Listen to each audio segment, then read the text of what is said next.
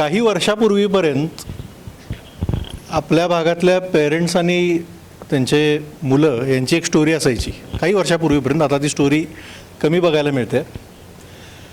मुलं जेव्हा लहान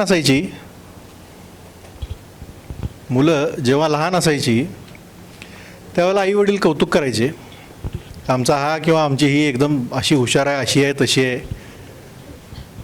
त्यानं साधी खेळण्यातली गाडी जरी उघडली तरी ते इंजिनियर होणार वगैरेपर्यंत पोचायचे. हळूहळू जसं वय वाढत जाईल तसं त्या मुलांच्याकडनं ज्या अपेक्षा वाढत जायच्या, बऱ्याच मुलांच्याकडून त्या पूर्ण व्हायच्या नाहीत.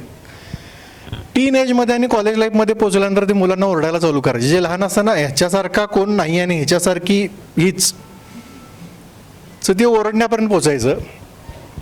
आणि ज्या वेळेला 20-22 तो मुलगा किंवा मुलगी यायची, मागच्या जन्मी काय पाप केलं तर म्हणजे कार्टा आमच्या नशिबात आलंय काय माहीत, काहीतरी पाप केलेलं. इथं जाऊन ती स्टोरी एंड व्हायची.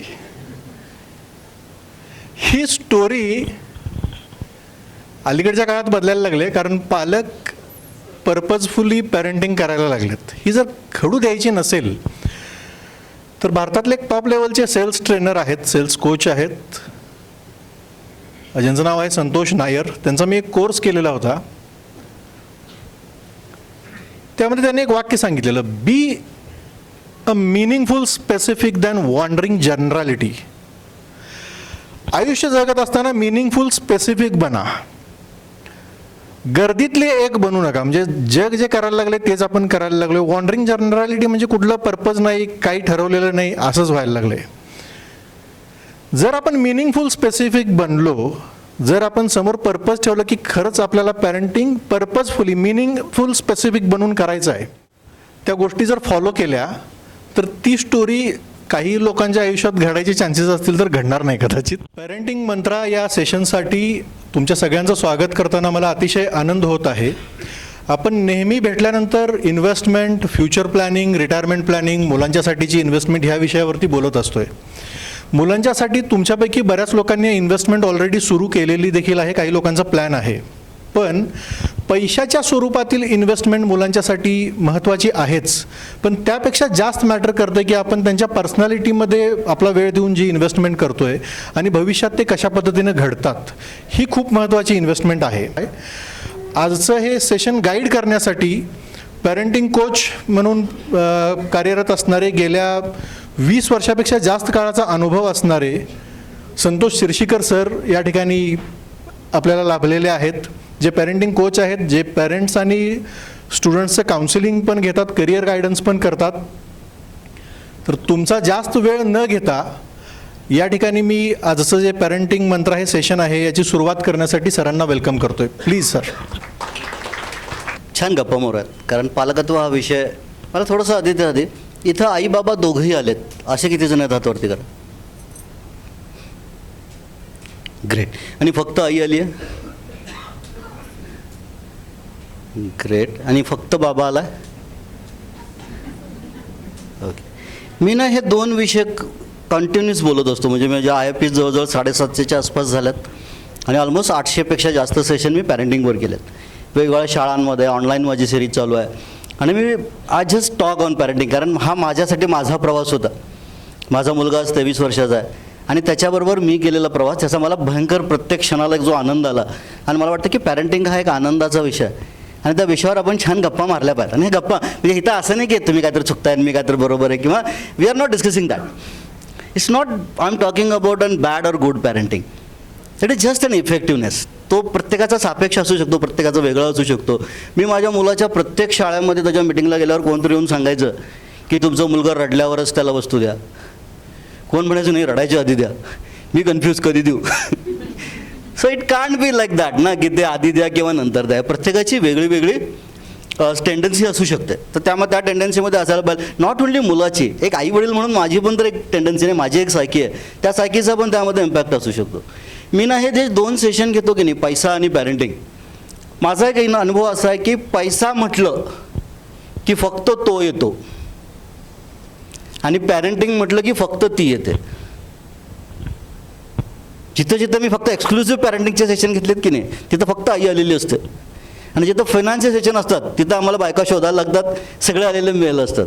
मला असं वाटतं की नाही यार, फायनान्स तिला जास्त गरजेचं आहे आणि पॅरेंटिंग त्याला जास्त गरजेचं.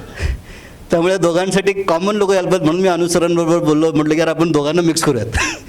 ॲटलिस्ट त्यामुळे दोघं एकत्र येतील, सो दॅट आपण छान गप्पा मारू शकू. तुम्हाला काय वाटतं, पालकत्व हे बदललं आहे, अवघड झालं आहे, की काही नाही आहे असं आहे? बदललं आहे आणि थोडंसं अवघडही झालं. काय बदललं आहे आणि काय अवघड झालं? माझं प्रेझेंटेशन काय डझंट मॅटर, आपल्या गप्पा जास्त मॅटर्स करतात. त्यामुळे परत एकदा परवानगी आहे ना? आणि घरातून बाहेर पडले तर कुणी शपथ घातली असेल तर शपथ सुटली. बोलायला हरकत नाही, छान गप्पा मारूयात. आताची मुलं म्हणजे ऐकून घेण्यासाठी त्यांना असं म्हणजे लेंदी प्रोसिजर नको आहे, फास्ट क्विक एका वाक्यात तुम्ही 2 मिनिटाची रील पाहिजे तुम्हाला. कळलं आम्हाला. आमचे आजोबा सांगायचे, आम्ही संध्याकाळी 9ला कुठल्या तरी मैफिलीला गेलो तर पहाटे 4ला यायचो. आपली जनरेशन कधीच रात्री 9 ते पहाटे 4 बसली नाही. आपण किती तास बसलो जास्तीत जास्त? 9 ते 12. एक धुरंधर आला मध्ये 4.5 तासात जातात लोक, अरे एवढा मोठा पिक्चर आहे. जायच्या आधी घरातनं उशीन चादरी घेऊन जात होती लोक. सो दॅट्स आपल्याला आपल्या जनरेशनने तो 10 तासावरनं 3वर आणलं, या जनरेशनने ते 3 तासावरनं 3 मिनिटावर आणलं. 1 मिनिट अंगठ्यावर आणलं, जसं की दुनिया तर त्यांच्या अंगठ्यावर आहे. आणखीन काय बदल झाला? पेशन्स कमी झाले, that's what I am buying the point. आणखीन काय कमी झालं? आणखीन काय बदललं? Why it's become challenging? Social media. सगळ्यात खतरनाक गोष्ट आली ती सोशल मीडिया. चांगली आहे का वाईट आहे? वापर करेल तसा आहे. सोशल मीडिया चांगली का वाईट आहे याचा डिबेट कदाचित आपण 3 तास करत बसू, प्रत्येकाचे आपले रिझनिंग्स असतील, आपले असतील. पण सोशल मीडियामुळं आपल्या लाईफमध्ये काय झालं माहिती आहे, माझ्या मुलाकडं माझ्याकडं होती त्याच्यापेक्षा जास्त इन्फॉर्मेशन आली आहे. प्रॉब्लेम तिथं सगळ्यात मोठा झाला आहे. इन्फॉर्मेशन माझ्यापेक्षा जास्त त्याच्याकडे आहे, आणि त्याच्याकडे ती इन्फॉर्मेशन जास्त असल्यामुळं काय होतं आहे की त्याला ते माहीत नाही आहे ती इन्फॉर्मेशन मी चर्न कशी करायची, आणि त्याचे उद्वेग वेगळीकडे होतात. दॅट्स द बिगेस्ट चॅलेंज पॅरेंटिंगमध्ये येतं. तुमच्यापैकी किती जण खेडेगावामध्ये शिकलात? छोट्या गावांमध्ये शिकलात, म्हणजे नॉट खेडेगाव. कोल्हापूर पण एक 20-25 वर्षापूर्वी असं आपण त्याला म्हणू शकतो की छोटं गाव होतं. तुम्ही तुमच्या शाळेला जात असताना तुम्हाला बस होती? कसं जायचं? चालत. शाळा किती किलोमीटर होती ॲव्हरेज? 2 किलोमीटर तर होती ॲव्हरेज. बघा, मी माझ्या शाळेत घरातून निघायचो, ते मी माझ्या शाळेत जाईपर्यंत मला ना वाटेत बरेच डिसिजन घ्यायचे असायचे. मला पहिला डिसिजन हा घ्यायचा असायचा की शाळेत जायचं आहे का नाही जायचं. माझ्याकडं होतं ना ते, घरातून दप्तर घेऊन निघालं, आता काय, I am the king on the road. वाटेत कुठं थांबायचं का नाही थांबायचं, गोट्या खेळायचा का नाही खेळायच्या, खडू घ्यायचा का, पेन चॉकलेट घ्यायचं का, गोळ्या घ्यायच्या का, जे वाटेवर अवेलेबल त्यावेळेला होतं ते घ्यायचं नाही घ्यायचं, हा सगळे डिसिजन्स मी घेत होतो.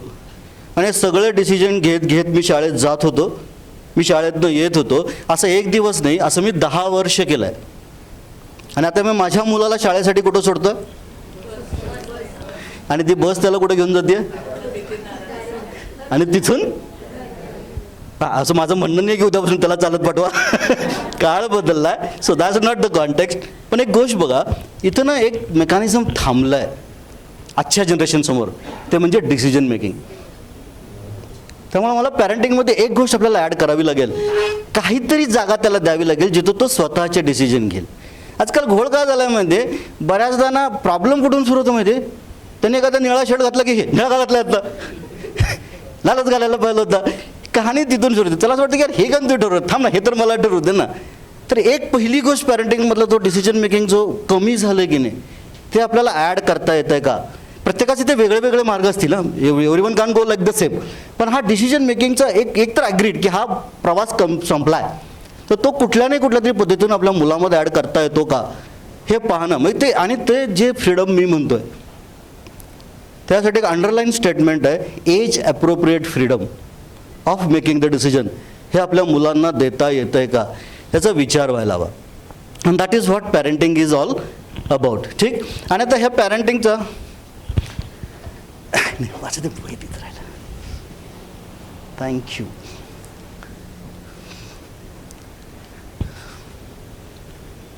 सो जस्ट माझी सरांनी ओळख करून दिलेलीच आहे. मी संतोष शिरशीकर, लाईफ कोच आहे, मोटिवेशनल ट्रेनर आहे, पॅरेंटिंग कोच आहे, DMITची टेस्ट घेतो, ग्राफोलॉजी मास्टर ट्रेनर आहे, हस्ताक्षरांचं अनालिसिस करतो, हस्ताक्षरांचं अनालिसिस लोकांना शिकवतो. या सगळ्या गोष्टी मी करतो. पॅरेंटिंग, आता हे मी पॅरेंटिंगचे सेशन मी ना ज्यावेळेला हे मागच्या काही वर्षांमध्ये म्हणजे 2000 ऑलमोस्ट 13पासून मागच्या 13 वर्ष मी ह्या क्षेत्रात ॲक्टिव्हली काम करतो आहे. आणि मी आत्तापर्यंत 2,500-3,000 हजार पालकांना भेटलो 1 to 1. त्यांच्याशी चर्चा केल्या, त्यांच्या मुलांबरोबर बसलो, त्यांच्याशी गप्पा मारल्या. आणि ते गप्पा मारताना मला अशा काही गोष्टी कॉमनली जाणवल्या. त्याचा एक सार म्हणून मी हे वर्कशॉप तयार केलं. तर बऱ्याच जणांचं म्हणणं होतं की यार आमच्या मुलांमध्ये ना आजकाल फोकस किंवा कॉन्सन्ट्रेशन नाही आहे. एक कुठली तरी गोष्ट ते सातत्याने करत नाही आहेत. That was the concern. Another concern was that माझा चाइल्ड कुठलीही गोष्ट करण्यापूर्वी विचारच नाही करत आहे आजकाल. खूप रिफ्लेक्टिव्ह आहे. आत्ता मनात आलं की ती गोष्ट करून टाकतात आणि नाही आलं तर ते गोष्ट राहते. पण माझं चाइल्ड ओव्हर ॲक्टिव्ह किंवा हायपर ॲक्टिव्ह आहे. हायपर ॲक्टिव्ह मुलांची संख्या मागच्या काही वर्षांमध्ये खूप जास्त वाढली आहे. हायपर ॲक्टिव्ह म्हणजे काय, याचा घोळ कुठं झाला माहिती आहे? तुमचा मुलगा मोबाईलवर गेम खेळतो, ज्या वेळेला बरं त्या गेम्समध्ये खूप जास्त ॲक्टिव्हिटीज आहेत. ते टेम्पल रन कधी गेम बघितला कोणी? 2 मिनटं बघा. तो पळत असतो रेल्वेवरनं, हे ते जसा तो पळतोय की नाही तसं ह्याच्या शरीरात पण सगळ्या गोष्टी होतात. पण याचा हलतोय काय? फक्त अंगठा. आणि ती एनर्जी त्याला हायपर ॲक्टिव्ह करते. मग तो कुठल्याही ठिकाणी एके ठिकाणी बसू शकत नाही आहे. आणखीन एक गोष्ट होती आहे माहिती, तुमच्या ना आपण ह्याच्या डिटेलमध्ये डिस्कस पण करूयात. आपल्या 3 लर्निंग स्टाईल्स आहेत. कोणी ऐकून शिकतं, कोणी बघून शिकतं, कोणी करून शिकतं. ओव्हर प्रेजमध्ये ना ह्या स्टाईल बदलतात. म्हणजे अगदी तुम्ही जर समजा बघाल की एक साधारण 100 वर्षापूर्वी ऑडिटरीची संख्या खूप जास्त होती. त्यावेळच्या लोकांचे आवाज पण खूप मोठे होते, मोठ्याने बोलायची लोकं. तुमच्या घरात तुमची काकू आठवा, तुमची आत्या आठवा, त्याच्या ह्या तारसुरामधली सगळी कहाणी असायची. हळूहळू तो तारसूर कमी जसा होत गेला की नाही तशी ती एक जनरेशन व्हिज्युअल होत गेली. त्यांना बघून लक्षात राहायला लागला. ती खूप कॉमन होती. आणि आता तो जो डार्विनचा इव्हॉल्युशन म्हणतो की नाही तो आता कॅनॅस्थेटिक म्हणजे ज्याला आपण हालचालीतून शिकणं म्हणतो की नाही तिकडची जनरेशन खूप वाढती आहे. त्यामुळे ह्या लोकांना ना शिकण्यासाठी ॲक्टिव्हिटी करणं गरजेचं आहे. आणि आपल्याला असं वाटतं की तो हायपर आहे. He is not actually hyper, he is kinaesthetic. आणि इथं कुठेतरी कन्फ्युजन होतं आहे का हे पाहणं पण त्यासाठी गरजेचं आहे. त्याचबरोबर माझा मुलगा ना कुठल्या एका गोष्टीला समाधानीच होत नाही. त्याला खेळणी पाहिजे जास्त, त्याला सगळं ॲम्पल पाहिजे. दॅट्स वॉट काही पॅरेंट्स मला सांगतात. काही पॅरेंट्स मला हे पण सांगतात की माझ्या मुलाला ना नेहमी अटेन्शन लागतं, सारखं त्याच्याच कोणीतरी त्याच्याकडे लक्ष देत राहायला हवं अशी त्याची इच्छा असते. काही लोकांना म्हणतं की तो ही is not good at making the friends. Social connect कमी झाला आहे गो आपल्या मुलांचा. की आपल्याला जेवढी मित्र होती तेवढे मित्र आपल्या मुलांना आता त्यांचे फ्रेंड्स ऑन फेसबुक खूप आहेत. डिजिटल कनेक्ट खूप वाढला. पण रिअल कनेक्ट मी आमच्या घरात आठवतं ना की आमची आई पण मला म्हणायची कधी परवा आईने मला असंच विचारलं, संतोष तू लहान होत असतो आपल्या घरामध्ये तुझे 10 मित्र तर रोज असायचेच, 2 किंवा 3 मित्र तर जेवायला असायचेच. ते बाय डिफॉल्ट होतं. म्हणजे घरात स्वयंपाक करताना त्या दोघांचं एक्स्ट्रा करावंच लागायचं. आणि आता असं होतं की 1 वर्ष कोणी घरात येतच नाही. त्याच वयामधनं हे पण मूल चाललं आहे ना. तर कदाचित हे कुठेतरी सोशल अवेअरनेस किंवा सोशल कनेक्ट कमी होतं आहे का त्या I am just putting a subject on the floor. सत्य काय गोष्टीचे सोल्युशन नसतील का, पण हे काही गोष्टी आहेत याच्यावर मिळून कलेक्टिव्हली आपल्याला काम. मी ते शिकवायला आलेलो नाही आहे. म्हणजे मला तुम्हाला काहीतरी सांगायचं, मी सांगतो तसं उद्यापासून करा. सगळ्यात खतरनाक गोष्ट पहिल्यांदाच सांगितली मी की आपण शाळेला चालत जात होतो. कुणी ते ऐकलं तर जास्त डेंजरस आहे. आपण आपल्या गरजेनुसार त्या गोष्टीमध्ये अडॉप्शन करता येत असेल तर करूयात. कारण हे सोशल कनेक्ट म्हणजे मी आजकाल बघितलं ना, मी हजारो मुलांशी भेटतो की नाही, सगळ्या आई वडिलांची कंप्लेंट काय असते माहिती मला, कुठल्याही लग्नाला चल म्हटलं की माझं मूल यायला तयार नसतं. तुम्ही जावा, मी घरी बसतो. हे कॉमन आहे. मग आता अशा वेळेला ते कंपल्सन होऊ शकतं का की यायलाच पाहिजे. तर ते जाऊन मग तो यायला पाहिजे याच्यासाठी काय केलं पाहिजे. बऱ्याचदा का होतं माहिती का, म्हणजे मला पण आमच्या आईचा कधी कधी राग यायचा. तिथे गेले की ते असे सगळ्यांना सांगतो, दाखवत फिरायचे माझा मुलगा माझा मुलगा माझा मुलगा. आणि नंतर मला पण असं वाटलं की मी पण तेच करतो, हा माझा मुलगा हा माझा मुलगा हा माझा मुलगा. कदाचित ना ह्या शोईनेस ह्या जनरेशनला नको आहे. They don't want someone two point at them, they don't want someone watching them. They are really something. त्यांना ना खूप कॉशियस होत आहेत ते त्यांच्याकडे कोणीतरी बघायला लागलं तर, कारण त्यांना घरात एवढ्या लोकांना बघायची सवय नाही आहे. कारण आपल्या घरामध्ये आता 2 किंवा 3च लोक आहेत.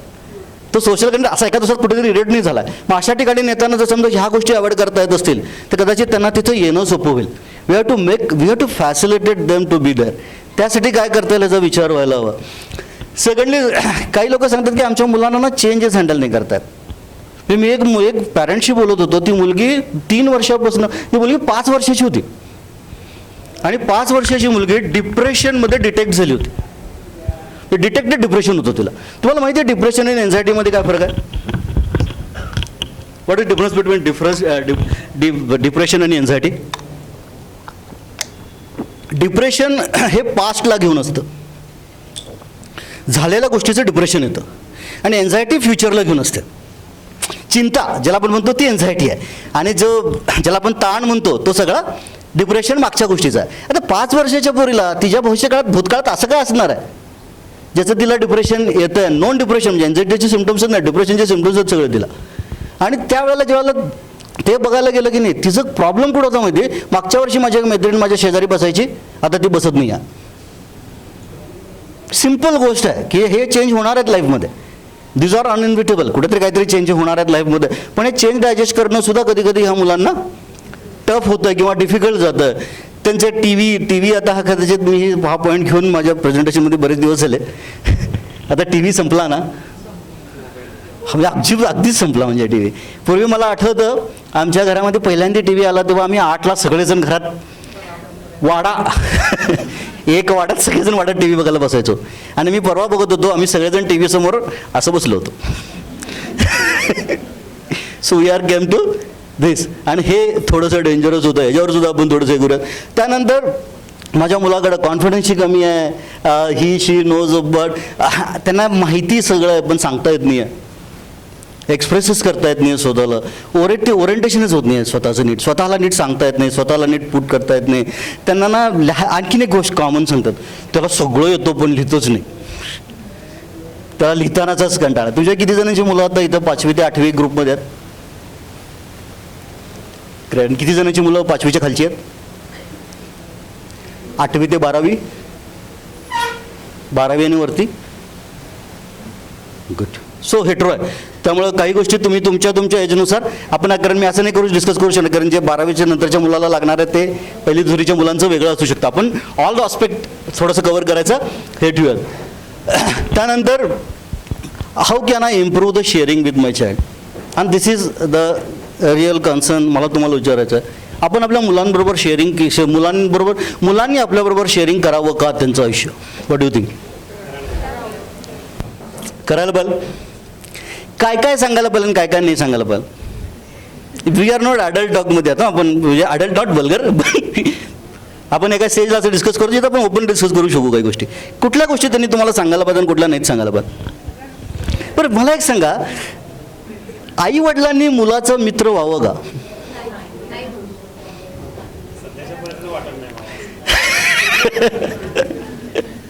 पण इन जनरल तुम्ही फ्रेंड व्हायला पाहिजे की नाही व्हायला पाहिजे? ॲब्सोल्युटली नाही व्हायला पाहिजे. एक तर तुझ्याकडे तशीच मित्र कमी आहेत, ती पण उणीव तुम्हीच भरून काढली तर आणखीन काय लागणारच नाही झाला. Because that mistake I done. मला खूप प्राईड होतं याचा की मी माझ्या मुलाबरोबर कुठे, आम्ही दोघं एकटं सोलो ट्रिप, आम्ही दोघंच ट्रिपला जायचो कुठं पण. 3-3, 4-4 दिवस आम्ही दोघं कुठेतरी गाडी घेऊन फिरायला निघून जायचो. मला भारी वाटायचं. माझं एकदा दिल्लीला सेशन होतं, माझी फ्लाईट होती दिल्लीवरनं पुण्याला. ती फ्लाईट येते संध्याकाळी 9 वाजता आणि संध्याकाळी 9ला हा मला तो पुण्यात इंजिनिअरिंगला होता त्यावेळेला, तो मला 9ला एअरपोर्टवर घ्यायला आला. आला म्हणजे ठीक आहे, मी पण त्याला ते होतं की ते सकाळपासून तू कधी येणार आहेस, काय येणार आहेस, काय येणार आहेस, तो मला तिथं घ्यायला आला. आम्ही स्वारगेटला आलो, स्वारगेटपासून माझी बस होती सांगलीला यायला आणि आम्ही तिथं जेवायला बसलो होतो. त्याला सारखे फोन येत होते आणि त्याला म्हणलं काय झालं एवढं का फोन येतात तुला? त्यामुळे आमच्या एका मैत्रिणीचा वाढदिवस आहे, सगळेजण तिच्या घरी गेलेत आणि मला बोलवत आहेत. म्हणलं जा ना मग तिच्या घरी, माझ्याबरोबर काय करतोस तू? त्या दिवशी पहिल्यांदा मला रिअलाइज झालं की I am so close to him. त्याला त्याच्या मित्राच्या किंवा मैत्रिणीच्या वाढदिवसाला पण नाही गेलं तर ही is not bothering for that. आणि त्या दिवशी मला असं वाटलं की नाही यार, एवढा फ्रेंड होऊन नाही चालणार, he has to get his own world there. आणि तिथून मग माझ्यात काही चेंजेस सम रिअलायझेशन आपल्याला कुठल्या स्टेजला येतं. त्यामुळे आय एम रिअली लाईक की मला हा प्रश्न, हे याचं उत्तर नाही असं एवढ्या सेशनमध्ये पहिल्यांदा कोणीतरी सांगितलं माहिती. आणि मला अनुसर बाहेर मगाशी सर मला विचारत होते की कुठला क्राऊड तुला सगळ्यात जास्त आवडतो ऐकायला बोलायला, आणि मला नेहमी कोल्हापूर आवडतं कारण एक सेटल लेवलला थिंकिंग आलेलं असतं. So that's really great. त्यानंतर देर आर मेनी गोष्टी लोक मला विचारतात आणि that's why this is the discussion, parenting with purpose. आणि दॅट इज द मंत्रा नावडेज की मला पॅरेंटिंग करत असताना माझं पर्पज काय, पॅरेंटिंगचं माझं पर्पज काय, मला काय साध्य करायचं आहे माझ्या पॅरेंटिंगमधनं, ह्याचा विचार होणं गरजेचं आहे. It may not be the great. हे प्रत्येकाला तुम्हाला विचारलं की काय करायचं आहे तुमच्या मुलाला, तर तुमच्या प्रत्येकाचे काही ना काहीतरी ते सगळं मटेरियलिस्टिक झालं. पण हा प्रवासात मला काय करायचं आहे, माझा प्रवासातला माझा थॉट प्रोसेस काय त्याचा विचार व्हायला पाहिजे. आणि जर समजा मी तुम्हाला विचारलं की कुठली एक अशी गोष्ट आहे, पर्टिक्युलरली जे ग्रुप आता 5वी ते 7वीवाला आहे किंवा 7वी 8वीच्या खालचावाला आहे, त्या ग्रुपसाठी हा प्रश्न, काय वाटतं की तुम्हाला तुमच्या मुलामध्ये कुठली अशी एक गोष्ट असायला हवी की ॲज अन मुलगा म्हणून मला वाटतं की माझ्या मुलाकडे ही गोष्ट असायला हवी, काय असायला हवं सर? माणुसकी असायला हवी. Absolutely right. आणखीन there is nothing wrong, nothing right. काय वाटतं तुम्हाला की एक मुलगी एक गोष्ट किंवा ही गोष्ट तर माझ्या मुलाकडे इसेन्शियली असायला हवीच, समाधानी असायला हवं. Absolutely right. कंटेंट असायला हवं. आणखीन बस हां, चांगला माणूस म्हणून जगला पाहिजे. ट्रू. आत्मविश्वास असला पाहिजे, कॉन्फिडन्स माझ्या मुलाकडे असला पाहिजे. That's great.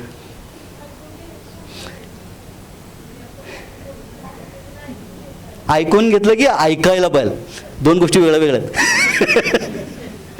हां, काय वाटतं, ऐकायला पाहिजे का ऐकून घ्यायला पाहिजे? ऐकायला पाहिजे म्हटलं की हातात चढी आली, ऐकून घ्यायला पाहिजे म्हटलं की कम्युनिकेशन आलं. So what exactly we need.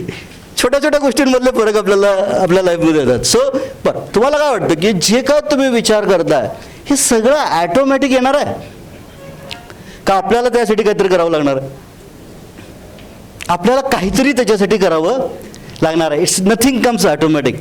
काही ना काहीतरी मेकॅनिझम, काही ना काहीतरी गोष्टी आपल्याला आपल्यासाठी करावी लागेल. आणखीन एक घोळ काय झाला माहिती, हे ज्यावेळेला सिव्हिलियन सोसायटीचा रिफॉर्म होत होता की नाही, त्यावेळेला तुम्हाला वकील व्हायचं आहे, डॉक्टर व्हायचं आहे, साधं ब्युटिशियन व्हायचं आहे, तुम्हाला ड्रेस डिझायनर व्हायचं आहे, त्या सगळ्यांसाठी कोर्स अवेलेबल आहेत.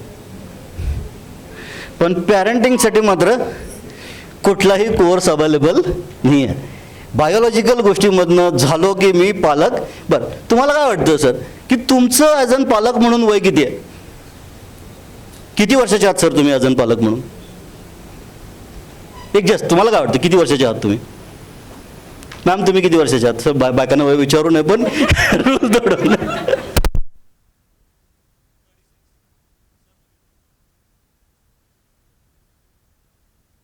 आपल्या मुलांसाठी पर्टिक्युलरली मी सांगली, कोल्हापूर, सातारा ह्या जनरेशनच्या मुलांना सांगतो, आज पण आपल्यासाठी त्यांचा एक ज्याला आपण रिलेशनशिप म्हणतो की नाही, ती खूप व्हॅल्यू.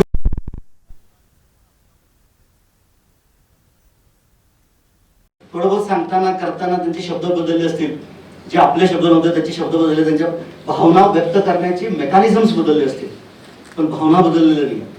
ही जनरेशन आज पण तेवढीच केअर गिव्हिंग आहे, केअर टेकिंग आहे. तुम्हाला कधी काय प्रॉब्लेम येऊ देते, ज्या पद्धतीने जनता उभी राहते की नाही, त्यामुळे खूप तशी फोकस आहे ही जनता. तुमच्याशी कधी बोलते की नाही बोलते आपल्याशी आई वडील म्हणून नाही माहिती, पण तुम्ही त्यांच्याशी कधी थर्ड माणसाशी बोलता नाही का तुमच्याच मुलांना? मी एका माझ्या एका मित्राच्या मुलाला बोलत होतो, मित्र सांगायचा की अरे हा आमचा कधी बोलत मी त्याशी बोलत होतो. ही वॉज प्रिटी क्लिअर त्याच्या आयुष्यात त्याला काय हवं त्याच्यात. फक्त त्याला ते आई वडिलांचे कदाचित आई वडिलांना ते नको आहे आणि ह्याचं हे माहिती पण ही वॉज प्रिटी क्लिअर. ती जागा मिळते का त्या एक्सप्रेशनला, दॅट इज रिअल इम्पॉर्टंट. आणि त्यासाठी role of parenting getting tougher, complex, challenging with challenging time. इथं थोडंसं शेअरिंग आणि कम्युनिकेशनकडे आपल्याला लक्ष द्यावं लागतं. बेरीज 20, 3 संख्या बेरीज 20, 4 संख्या बेरीज 20, 5 संख्या बेरीज 20. इथं लॉजिकमध्ये अडकलं बघा.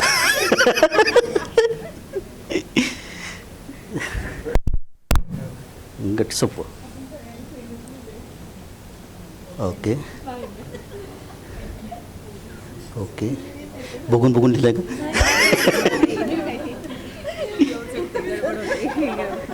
असू द्या असू द्या.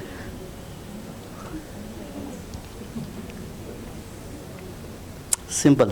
Okay, almost you are done. ठीक.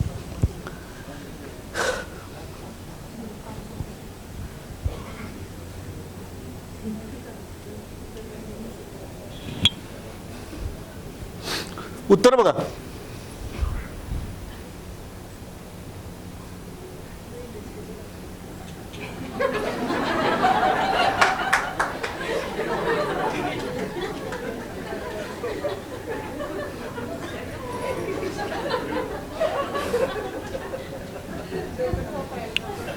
एनीवन लाईक दिस?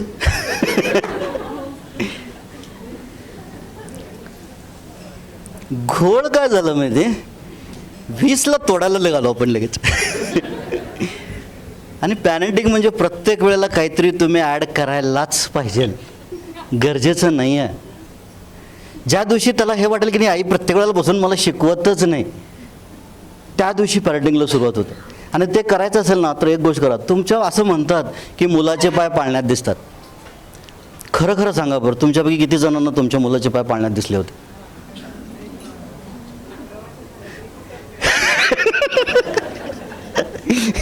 पाय घराच्या बाहेर गेले तरी पाय कुठे ते कळत नाही आपल्याला.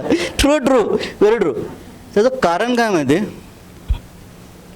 As an person rather as an parent आपण ना नॉन जजमेंटल ऑब्झर्वेशन करणं बंद केलं. तुम्हाला आठवतं शेवटचं तुमच्या मुलाकडं तो काहीही त्याच्या कुठल्याही कृतीला उत्तर न देता, काहीही जजमेंट न करता फक्त त्याच्याकडं बघितलं. आता जे 8वीच्या पुढं मुलं आले त्यांच्यासाठी अवघड आहे हे बघणं. So the time has Wien. पण जी मुलं आज पण लहान आहेत की नाही, कधीतरी ना तो खेळताना फक्त सोफ्यावर बसून बघा. तो पाय कसा ठेवतोय, हात कसा ठेवतोय, तो त्याचे डोळे कुठं आहेत, त्याचे कान कुठं आहेत, बऱ्याच गोष्टी. त्याच्या हाताच्या मोमेंट्स कशा आहेत, ते बोटं कुठली वापरतोय, कुठलं बोट प्रॉमिनेंटली वापरलं जातं आहे, काय केलं जातं. तुमच्या मुलाला फक्त ऑब्झर्वेशन करा. आणि पॅरेंटिंगची सगळ्यात पहिली गोष्ट माहिती, पिरियॉडिकली तुमच्या मुलांचं ऑब्झर्वेशन केलं गेलं. आणि ऑब्झर्वेशन कसं, नॉन जजमेंटल. पाय कसा ठेवला आहे, हात कसा ठेवला आहे, त्याच्यात नेट घात, फ्रॉक नेट घात, नीट घरात आहे ती. तेवढं तर सिक्युरिटी तिला मिळू द्या. प्रत्येक वेळेला तिला ते काहीतरी ॲड करायची गरज नाही आहे. कुठेतरी तिला आपल्याला ते नॉन जजमेंटल ऑब्झर्वेशन हे जर समजा आपल्या मुलांचं आपण करू शकलो की नाही, आणि तुम्हाला कधी करून बघा काय आनंद आहे माहिती आहे त्याच्यामध्ये. हे तुम्हाला तुमचं मूल नव्याने कळायला सुरुवात होते माहिती आहे. That's the only that is non judgmental observation. त्याशिवाय आणखीन काय होतं माहिती का, की मला माहिती आहे की मला असं काही बोलायचंच नाही आहे, मला त्याच्यावर असं काही करायचं नाही आहे, पण समथिंग अननोईंगली, अनवॉन्टेडली, अनकॉन्शियसली माझ्या काही ॲक्शन्स आहेत, माझ्या काही बिहेवियर्स आहेत, माझ्या काही अप्रोचेस आहेत, ज्याच्यामुळं माझ्या मुलाला हार्म ज्याला आपण म्हणतो ते होऊ शकतं. मला एक सांगा, तुमच्या मुलाचं कुठल्या म्हणजे तुमच्या इन सेन्स मुलांचं कौतुक केलं पाहिजे का?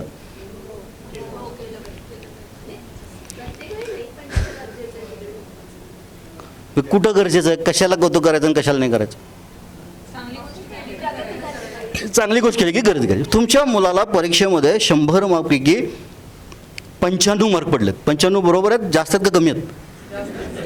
हा ना, तर 95च असं करू नका. 95 मार्क्स पडलेत. आणि 95 मार्क्स पडलेला पेपर ते घेऊन घरामध्ये असं चला करून तुमच्यासमोर आला आहे आणि शोईंग यू द पेपर. आता तुम्हाला त्याचं कौतुक करायचं. कसं कौतुक करतं? हाऊ यू प्रेज हिम.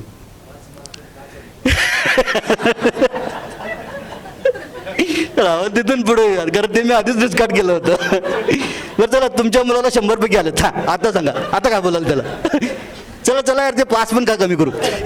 100 पैकी 100 मार्क घेऊन आलाय. हां, आता काय म्हणणार त्याला? व्हेरी गुड, मस्त, हुशार आहेस. 100 मार्क पडले यार, काय आहे की नाही? वर्गात किती जणांना पडले 100 मार्क? 2 किंवा 3 मुलांना लगेच. हां, 100 mark has it. Second exam, पेपरचा रिझल्ट हातात आला आणि आता पडलेत 80 मार्क. आता त्याला घरी यायचं आहे, तुम्हाला तो 80 मार्क दाखवायचे आहेत. तो शाळेत आहे अजून. तो शाळेत स्वतःबद्दल काय विचार करत असेल आत्ता? भीती खूप नंतरची माहिती. तो सगळ्यात पहिला विचार काय करतं माहिती आहे ते मूल? हां, मी आता हुशार राहिलो नाही. कदाचित पेपर टफ होता, कदाचित तो काल आजारी होता, कदाचित परिस्थिती बदलली होती, पण त्याला असं वाटतं की कारण माझ्या मागच्या वेळेला माझं कौतुक नाही झालं, माझ्या 100 मार्काचं कौतुक झालं. म्हणून मला असं प्रामाणिकपणे वाटतं ना, तुमच्या मुलांच्या रिझल्टचं कौतुक करू नका, त्यांच्या प्रयत्नांचं कौतुक करा. Praise their efforts not their results. 100 mark ते किती काय ना, तो अभ्यास 2 तास करत होता म्हणून आहे ते. हे जे काय ते 2 तास अभ्यास, 2 तास अभ्यास करणं त्याच्या हातात आहे. फुटते नीट पेपरमध्ये मार्क मिळवणं त्याच्या हातात नाही आहे. ही सिस्टम त्याच्या हातात नाही आहे. हे सगळी दुनिया त्याच्या हातात नाही. त्याच्या हातात फक्त त्याचे एफर्ट्स आहेत. तो स्पर्धेत पहिला आला म्हणून त्याचं कौतुक नाही आहे, तो स्पर्धेत पळाला म्हणून त्याचं कौतुक आहे. उद्या 3रा येईल तरी तो पळाला आहे, 4था येईल तरी तो पळाला आहे. एखादं घाण चित्र काढलं असलं तर काय म्हणतो आपण? तुमच्या एखाद्या मुलाने, छोटंसं बाळ आहे ते 3-4 वर्षाचं बाळ आहे किंवा त्यांनी कधीतरी घाण चित्र काढलं आहे, काय म्हणतो आपण? चित्र काढलंयस एवढं सांगा ना, कशाला खोटं तर बोलता. चित्र काढलंयस, छान घाण नाही. आपण पहिल्यांदा तर त्याला रेडिकल चित्र म्हणूनच करून टाकतो, हे चित्रच नाही आहे. किंवा मग खोटं प्रेझिंग पण करतो. अजिबात काय नाही. रिअलिझमच्या आसपासचं प्रेझिंग, आणि ते पण एफर्ट्सचं प्रेझिंग करा. आता एक दुसरा एक प्रश्न, मुलांना अभ्यासासाठी प्रेशराईज केलं पाहिजे का? I am buying your point sir. तुम्ही प्रेशराईज नाही केलं तर मुलं अभ्यास करतील का? एवढीच इथं आलो आहे म्हणून थोडंसं काहीतरी भारी दाखवायचं म्हणून नाही अभ्यासाचा प्रश्न असं, पण रियालिटीसाठी सुद्धा आपल्याला यावं लागेल ना. That is also we need to understand.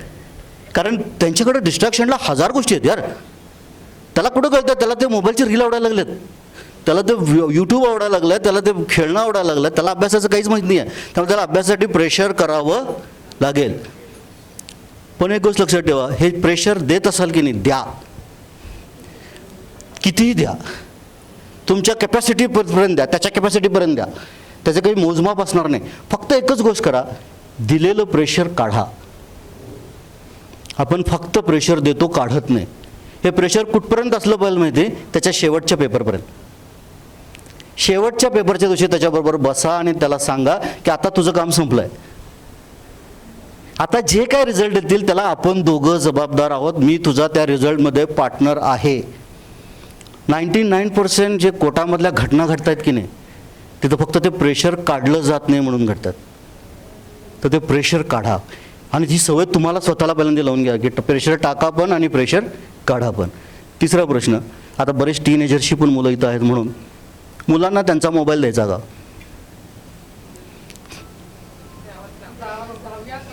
10वी-11वी द्यावाच लागतो. तुम्ही कुठली तरी EV घेतली तर तुम्हाला ते EV बरोबर काय मिळतं? एक कुठली मशीन आली घरात, तर मशीन बरोबर काय मिळतं? मॅन्युअल मिळतं. एक SOP असते, स्टँडर्ड ऑपरेटिंग प्रोसेस. मुलांना मोबाईल द्यायचा असेल तर एक तुमची SOP ठरवा, आणि त्या SOPमध्ये सर्टन गोष्टी नॉन कॉम्प्रोमायझेबल करा. आणि त्यातली एक गोष्ट नॉन कॉम्प्रोमायझेबल असली पाहिजे की तुझ्या मोबाईलचा पासवर्ड मला माहिती असला पाहिजे. At any given point. मी तो म्हणून तो रोज मोबाईल चेक करू नका. तुमच्यापेक्षा खतरनाक पोरं आहेत, ते व्हॉट्सअपला वेगळा पासवर्ड ठेवतील. तुम्हाला आतपर्यंत जातील ते माहिती की तुला, पण आतलं काही उघडता येणार नाही तुम्हाला. पोरं भयंकर हुशार आहेत. त्यामुळे ते खूप फ्रेंडली असलं पाहिजे. त्याला फक्त एवढंच माहिती असलं पाहिजे की माय मोबाईल कॅन गेट चेक. 4था प्रश्न, मुलांना सेपरेट रूम्स दिल्या पाहिजेत का? आणि दिल्याच पाहिजेत तर कधी दिल्या पाहिजेत? 18 नंतर तसं राहणार नाही तुम्ही. नाही, पण मला काय वाटतं यार, माझं पण तर एक आयुष्य आहे की, माझं थोडं आयुष्य संपलं त्याला जन्म दिला म्हणून. किती दिवस त्यांनी माझ्या रूममध्ये असायला हवं? व्हेरी फ्रँकली बघा, विचार केला गेला तर मुलांनी त्यांचे 12-13 वर्षाला त्यांना रूम द्यायला हरकत नाही असेल तर. म्हणजे आता नसेलच तर तो विषय संपला. पण इफ इट इज आहे तिथं तर ती द्यायला हरकत नाही. फक्त तिथं पण एकच गोष्ट असली पाहिजे, आई बापाचा ॲक्सेस त्या रूममधला रिस्ट्रिक्ट झाला. मला पाहिजे तेव्हा आत जाता येता आलं म्हणून सारखं जाता येतात. काय करतोस? नाही, गरजेलाच तुम्ही जाल, तुम्ही परमिशन घेऊन आत जाल. कारण तिथं मग तुमची पण रिस्पॉन्सिबिलिटी आहे. ते फ्रीडम दिलं तर त्याला जस्टिफाय करायची. पण त्याच्या मागे असलं पाहिजे ही कधी पण आत येऊ शकते, कधी पण दरवाजा ठोठावला जाऊ शकतो, आणि मी दरवाजापर्यंत पोहोचायच्या आत कोणीतरी आत येऊ शकतं. या 3 गोष्टी जर समजा 4 गोष्टीच्या बाबतीतली ही जी गोष्टी आपण लक्षात ठेवल्या तर खरं त्याची सिम्पल थिंग. पण या गोष्टी, आणि तुमच्या फॅमिलीमध्ये ना काही रूल्स असे असले पाहिजेत, नॉन कॉम्प्रोमायझेबल रूल्स आहेत आमचे. ह्या रूलला कॉम्प्रोमाइज नाही. 18 वर्षाचं होईपर्यंत गाडी दिली जाणार नाही. हे माझं, माझ्या बायकोचं, माझ्या आईचं, माझ्या मुलाच्या बाबतीतलं धोरण होतं.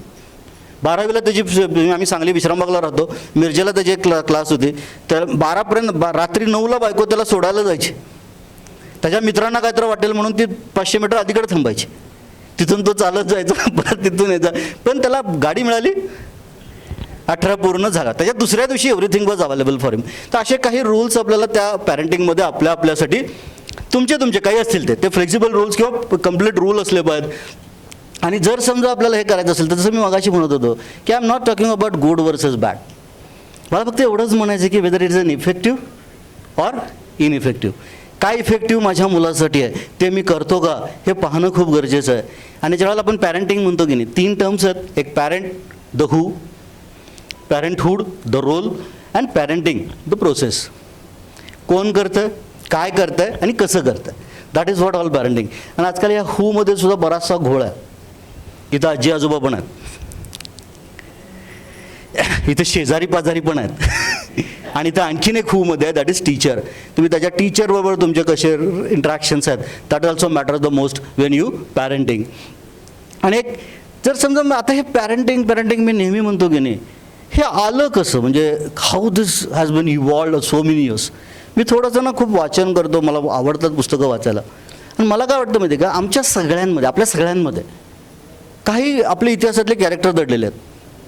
आणि त्यातला एक कॅरेक्टर आहे सगळ्यांमध्ये आपल्यामध्ये आहे, that is king Shuddhodhan. Anybody knows who is king Shuddhodhan? नाही माहिती? एनीबडी? गौतम बुद्धाचे वडील सिद्धार्थचे वडील. किंग शुद्धोधनची गोष्ट माहिती आहे तुम्हाला? सिद्धार्थची गोष्ट माहिती आहे?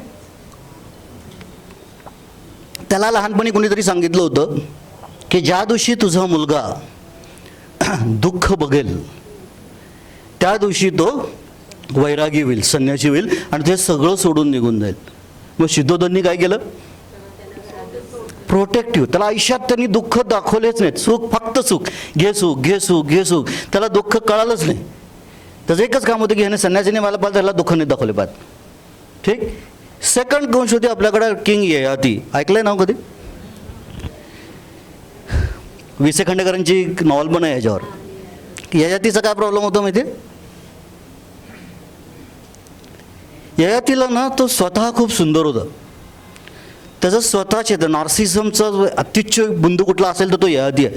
त्याचं स्वतःवर इतकं प्रेम होतं. जसं जसं तो म्हातारा व्हायला लागला त्याला कोणीतरी सांगितलं की तुझं वार्धक्य जर समजा तुझ्या पुढच्या पिढीने घेतलं तर तू परत तरुण होशील. आणि त्याचा मुलगा त्याचं वार्धक्य घ्यायला तयार झाला, दॅट्स पुरू. आणि तो पुरू म्हातारा झाला आणि हा तरुण झाला. ययाती वेगळ्या रूपात आज पण स्त्रीच करतो. मला जे मिळालं नाही ते माझ्या पोराला मिळालं पाहिजे. मला जे नाही झालं, मला जे नाही करता आलं ते माझ्या मुलांनी करता आलं पाहिजे. हा ययाती पण आपल्यात कुठेतरी आहे. प्रोटेक्टिव्ह पॅरेंट तो शुद्धोधन आपल्यात कुठेतरी आहे. हा ययाती आपल्यात कुठेतरी आहे. एक तिसरा दॅट इज धृतराष्ट्र. बरोबर आहे, चूक आहे, मला काय कळत नाही, तू रडला नाही पाहिजेस. घे घे घे घे. आणि एक दुर्योधन तयार होऊ शकतो त्यामधनं. आणि एक चौथं कॅरेक्टर ज्याला आपण म्हणू दॅट इज जिजाऊ माता. जिजाऊ माताने काय केलं? How was she as an parent? एक कॅरेक्टरिस्टिक पॅरेंटिक्सची जिजाऊ माताबद्दल सांगता येईल तुम्हाला एका शब्दात की हां यार, दिस इज वॉट जिजाऊ माता. बस absolutely fine. End result is talks everything. Maharaj घडले. महाराज का घडले? तर त्या बहिणी महाराजांचं इगो जपला पण त्याचं स्तोम नाही होऊ दिलं. त्या बहिणी महाराजांचं हळवं पण जपलं पण त्याला कमकुवत नाही होऊ दिलं. त्या बहिणी महाराजांमधला तो राखड बाणा जपला पण त्याचा दुसऱ्यावर अन्याय नाही होऊ दिला. त्या सीमा त्या बहिणी तय केल्या होत्या की ह्या सीमेतच माझा मुलगा घडला पाहिजे. आणि त्याला आपण ॲसर्टिव्ह पॅरेंटिंग म्हणतो. तो असा पण असला पाहिजे आणि तसा पण असला पाहिजे, पण तो असा असला पाहिजेस. ह्याच्या टर्म्स अँड कंडिशनवर ते घडलं की नाही. आणि मला असं नेहमी वाटतं की किंग शुद्धोधन हे प्रोटेक्टिव्ह पॅरेंटिंग आहे. आणि सम ऑफ आवर वी डू, आपण अननेसेसरी प्रोटेक्ट करतो आपल्या मुलांना. बाहेर जायचं नाही, हे करायचं नाही, ते करायचं नाही, संध्याकाळचे 7 वाजले घरी आहे, करायला पाहिजे नाही करायला पाहिजे, प्रत्येकाच्या कंडिशन्स वेगळ्या वेगळ्या असतील. But we are protecting our child. We are demanding parents आहेत. इंजिनियर डॉक्टर व्हायलाच पाहिजे. कसं नाही होत बघू, असं कसं होत नाही. अरे तुला किती मार्क पडले? तुम्ही मला तर पहिल्यांदा जेव्हा पोराला मार्क पडलं बघितलं एवढं मिळून पडत नव्हते आपल्याला एका वर्षात. तेवढे त्याला एका विषयात मिळालेत. सो दॅट्स द थिंग की डिमांडिंग पॅरेंट्स आहेत, सबमिसिव्ह पॅरेंट्स आहेत. अवेलेबल आहे सगळं, माग तू तुला अवेलेबल आहे, माग तू तुला द्यायला लागलो मी. आणि दॅट इज असर्टिव्ह पॅरेंटिंग. लाड पण आहेत, मार पण आहे, बोलणं पण आहे, रागवणं पण आहे, शेअरिंग पण आहे, केअरिंग पण आहे, एव्हरीथिंग इज देअर. बरं, जिजाऊ माता गिव्हन अ चान्स, मी तुम्हाला विचारलं यातलं कुठला पॅरेंट तुम्हाला व्हायला आवडेल आणि कुठलं पॅरेंट होणं अवघड आहे? हे आयडियालिझमचे आहेत, म्हणजे आयडियालिझमच्या आसपास आपण जाऊ. हे सगळे आयडियल आहेत, म्हणजे सगळे एक्स्ट्रीम कॉर्नर्स आहेत. आणि मुळात प्रॉब्लेम काय माहिती, we as a common people we can't go to the extremes. आपण या सगळ्यांच्या मध्ये कुठंतरी झुलतोय आणि त्याचा इम्पॅक्ट आपल्या पॅरेंटिंगवर होतो. फक्त मला स्वतःला हा प्रश्न विचारायचा आहे की माझ्यातला सिद्धोधन माझ्या मुलाला कुठं अडवतोय का? माझ्यातला ययाती मुलाकडं जास्त डिमांडिंग करतोय का? माझ्यातला धृतराष्ट्र मुलांचं जास्त लाड करतोय का? किंवा माझ्यातली जिजाऊ आता खरंच काम करते का? 5-10% जरी तिनं काम केलं तरी आपलं काम होऊ शकतं. कारण प्रत्येकाला शिवाजी घडवायची गरज, कारण सगळंच शिवाजी झाले असते तर कोंडाणा घ्यायला कोण गेलंच नसतं. एवढे शिवाजी नको आहेत, शिवाजी एकच बास आहे आणि तो त्या माऊलीने घडवून ठेवला आहे आणि ते होणं शक्य पण नाही दुसऱ्या कोणाकडनं. त्यामुळे उगीचंच फालतू कॉन्टेस्टिंगमध्ये पडण्यात पॉईंट नाही. पण मला थोडंसं जरी करता आलं, ह्या चौघांचं ब्लेंड माझ्यात कसं आहे हे मला ओळखता आलं तर मला चांगलं पॅरेंटिंग करता येऊ शकतं. आणि तो ब्लेंड मला कळला पाहिजे. आणि हे का करायचं माहिती, आपल्याला वेळ आहे ना. तुम्हाला माझं मी बोलायला लागलं की मला कळत नाही मी किती बोलायला लागलं. कुठं असं वाटलं तुम्हाला की बास सर आता खूप झालं, हात वरती करा, आपण थांबवा. चाललंय ओके आत्तापर्यंत? नक्की चालेल. एक काम करा, हात असा करा, वरती न्या, पाठीवर आणा, एकदा पाठ थोपटा स्वतः. Being a good parent. छान. मला ना असं वाटतं की थोडंसं ना आपण सगळ्यांनी सायकोलॉजीचा अभ्यास करायला हवा. कारण एक ह्युमन बिईंग आपण घडवतो. एक ह्युमन बिईंग माझ्या बोलण्याने, माझ्या वागण्याने, माझ्या करण्याने माझ्या घरात घडतं आहे. त्यावेळेला थोडासा सायकोलॉजीचा अभ्यास केला तर एक बेक नावाचा सायकोलॉजिस्ट होते, समवेअर इन 1976. त्यांनी एक मॉडेल मांडलं. आणि what Beck was saying you know, की आपल्या अर्ली एक्सपिरियन्सेस लाईफमधले जे असतात की नाही, लहानपणी आलेले, ते आपले कोर बिलीफ होतात. कोर बिलीफ पुढं ज्या वेळेला आपल्या लाईफमध्ये कुठलाही क्रिटिकल इन्सिडन्स येतो की नाही, कुठलाही स्कीमा येतो, कुठली तर हे ॲझम्पशन ॲक्टिवेट होतात. आणि हे ॲझम्पशन्स आपले निगेटिव्ह ऑटोमॅटिक थॉट तयार करतात. मग ते कदाचित बिहेवियरल असतील, मोटिवेशनल असतील, अफेक्टिव्ह असतील, कॉग्नेटिव्ह असतील किंवा सोमॅटिक असतील. मी ना तुम्ही सगळ्यांना, अनुसरांना, तुम्ही हा सेशन ज्या लोकांनी अटेंड केला आहे त्या अनुसरांना फक्त हाय करा. अनुसर तुम्हाला एक वर्कबुक पाठवते. ह्या पूर्ण सेशनचं एक वर्कबुक आहे जे मी तुम्हाला PDF फॉर्ममध्ये तुमच्याकडे येईल. त्याच्यामध्ये ना 2 ॲक्टिव्हिटीज दिल्यात मी. एका ॲक्टिव्हिटीमध्ये ना काही पेज दिल्या, तिथं फक्त हा विचार करा की तुमच्या बाबतीत, मी तुम्ही घरी जाऊन शांतपणे करा, तर करायला खूप वेळ जाईल त्याचा, म्हणून मी थोडंसं त्याला हे करतो. तुमच्या लहानपणी तुमच्या बाबतीत जे काही पॉझिटिव्ह बोललं गेलं ते लिहा. कुणी तर म्हणायचं की माझं पोरगं भारी हुशार आहे किंवा माझं पोरगं भारी खेळात चांगलं आहे. कोणी पण या सगळ्या एका माणसाला 2 मिनिटात ते कंडून येतं बघा. असं म्हणजे पॉझिटिव्हली कंडून येतं, त्यांचंच कन्व्हिन्स करून येतं स्टाईलमध्ये. असं काहीतरी आपल्याबद्दल बोललं जायचं किंवा काही निगेटिव्ह पण बोललं जायचं. घुमीचं आहे, सगळं करते पण 4 चौघामध्ये धांदरटच आहे.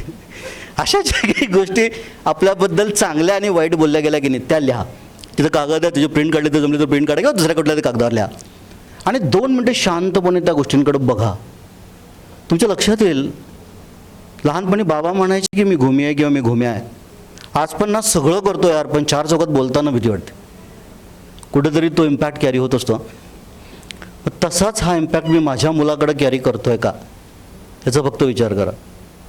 मला एक सांगा, तुम्ही आपण आपल्या मुलांचं कंपॅरिझन केलं पाहिजे का? वी डोंट हॅव बोर्ड ना, बोर्ड नाही ना आपल्या इथं. असू दे, कंपॅरिझन करायचं की नाही करायचं, पण आपण करतो, 100% करतो.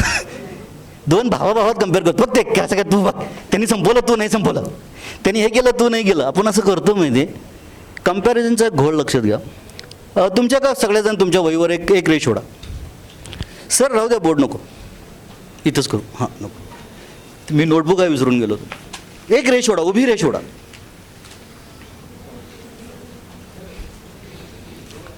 नको सर, नाही लागणार. की उभी रेष ओढली.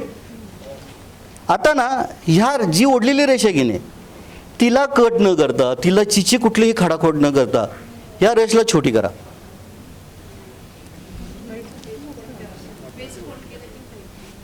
काही नाही करायचं. कुठली आधीची कुठली होती? आधीची ही होती. सर बघू एक मिनिट.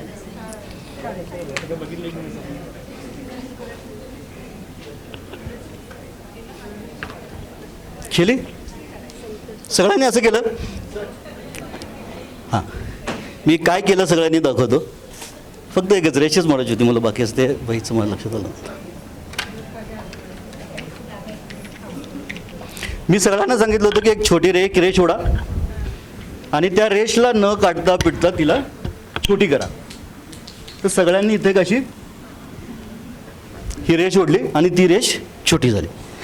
हे सगळ्यांना माहिती आहे. सर काय तुम्ही हे सगळं आम्ही सगळ्यांना माहिती आहे मला असं करायचं म्हणजे ती छोटी होती. आता पुढचं तुम्हाला माहीत नाही आहे. आता ना या छोट्या रेषकडे 2 मिनटं शांतपणे बघा.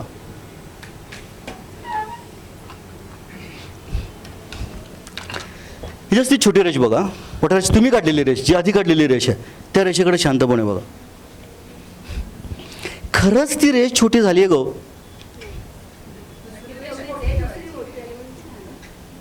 ती रेष छोटी नाही झाली. हां ती आहे तेवढीच आहे. तिच्या शेजारी एक मोठी रेष ओढली म्हणून ती छोटी वाटायला लागली आहे. तुम्ही ज्या वेळेला तुमच्या मुलाचं कंपॅरिझन करता की नाही त्याच्यासमोर एक मोठी रेष ओढता माहिती आणि त्याला वाटायला लागतं की ती मोठी रेषेचं त्याला काहीच वाटत नाही. त्याला हे वाटायला लागलं की मी छोटा झालो आणि कंपॅरिझनमध्ये तुमच्या मुलाचं कुठलंही भलं करत नाही आहात. कंपॅरिझनमध्ये त्याचा ओव्हरऑल त्याचा जो आतला कॉन्फिडन्स आहे की नाही त्यालाच आपण कमी करतो. त्यामुळे मला असं वाटतं की कंपॅरिझन इज रिअल क्रिटिकल. शक्यतो तितकं कंपॅरिझन अवॉइड करा कारण तुमचं मूल युनिक आहे. मी ना 2 आयडेंटिकल ट्विन्स बघितलेत. आयडेंटिकल ट्विन्स आणि ट्विन्समधला फरक माहिती आहे तुम्हाला. आयडेंटिकल ट्विन्समध्ये मी जमीन आसमानचा फरक बघितला.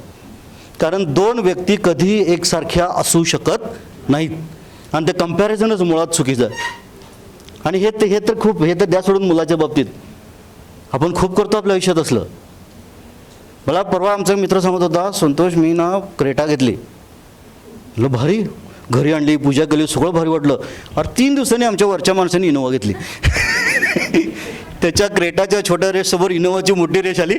हे आपलं छोट्या रेषकडे बघायला लागलं. अरे ती इनोवा आली. आणि या मोठ्या रेष आखणं बंद करा.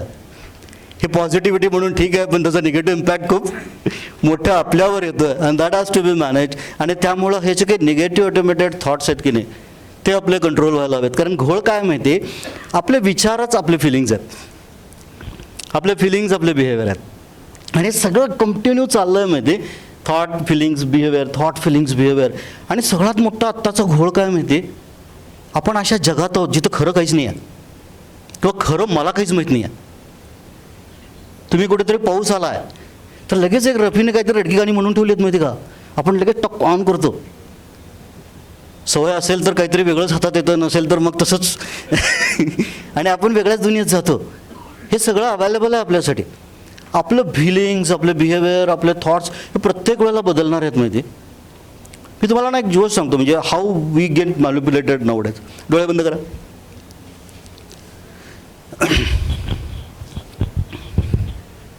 बंद करा शांतपणे. आणि मी सांगतो ते माझ्या आवाजांकडे लक्ष द्या. मी सांगतो ते ऐका. तुम्ही ना एक खूप शांत सकाळ आहे,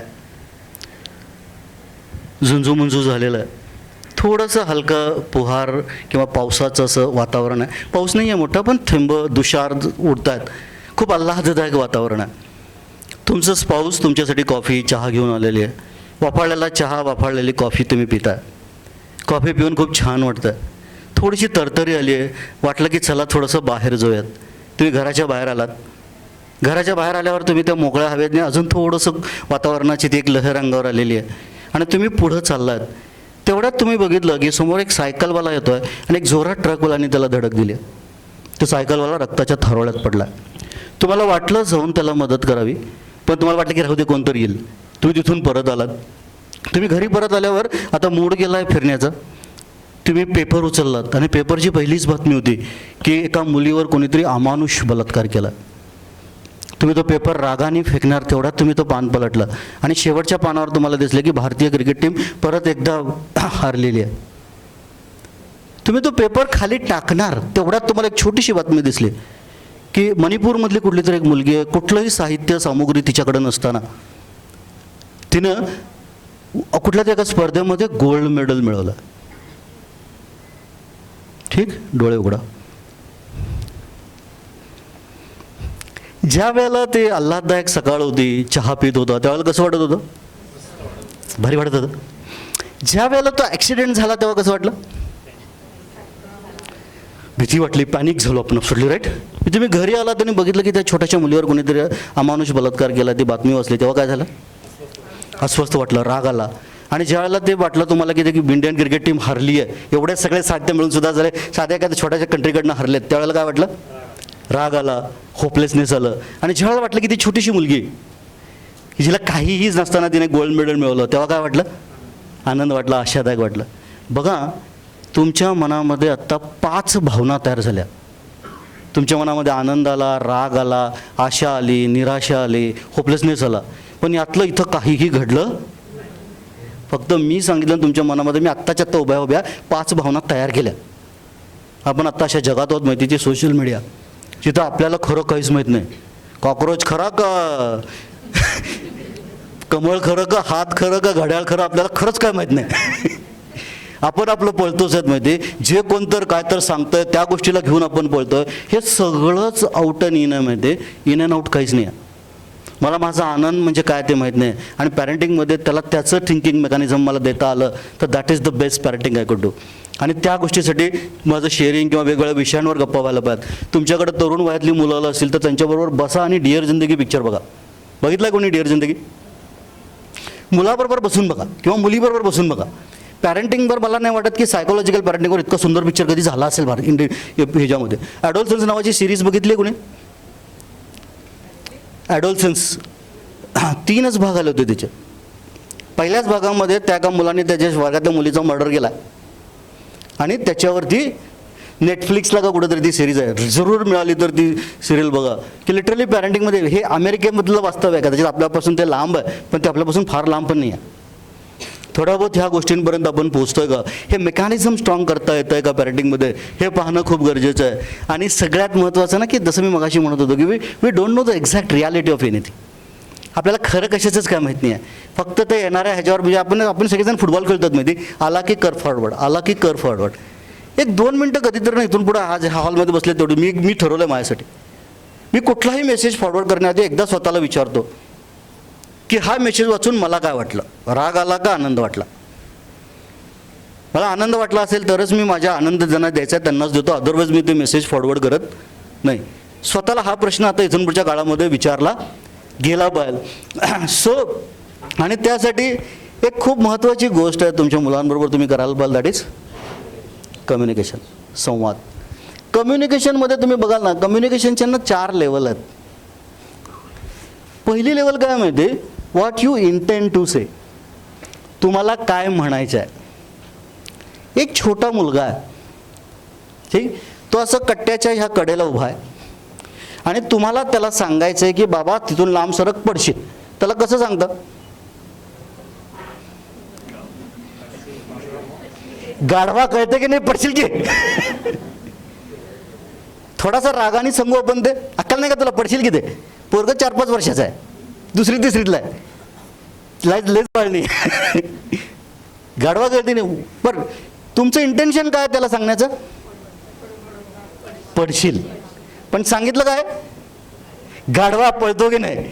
आणि व्हॉट ॲक्च्युली यू से, गाढवा कळतं की नाही तुला, पडशील काय. नॉर्मली आपल्याला म्हणायचं त्याला गाढव नाही आहे, त्याला आपल्याला सांगायचं पडशील, लागेल तिथं जाऊ नको. आपण म्हणतोय गाढवा पडशील की, सगळ्यात महत्त्वाचं गोष्ट तो काय ऐकतोय? गाढव. आई मला गाढव म्हणाली. आणि व्हॉट इज द पर्सन स्वतःबद्दल विचार करेल की मी गाढव आहे. आणि that is what the flogs of communication. मला जे सांगायचं आहे, तुमच्या मुलांबरोबर शेअरिंग करायचं असेल, तुम्हाला खरंच तुमची मुलं सगळं सांगतात येऊन?